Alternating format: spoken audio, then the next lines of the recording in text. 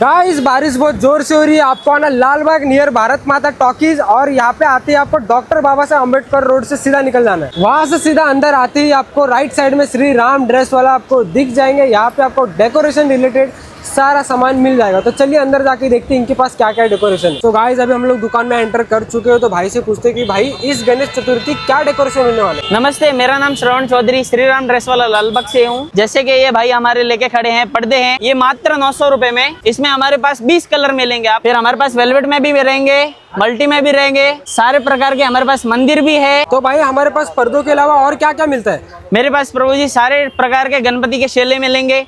हर एक प्रकार के मेरे पास शेले स्टार्ट है 80 रुपए से शेले स्टार्ट है। मेरे पास 500 तक शेले मिलेंगे। आपको अगर चाहिए आपके मंडप के हिसाब से, अगर आपको मफलर प्रिंट करवाना है तो मैं प्रिंट करके दूंगा मात्र 50 रुपए में प्रिंटिंग के साथ। 50 से आप कितना भी क्वांटिटी ले सकते हो। आपको जितना चाहिए उतना मिलेगा। सिर्फ और सिर्फ आपको मिलने वाले श्री राम ड्रेस वाला लालबाग से।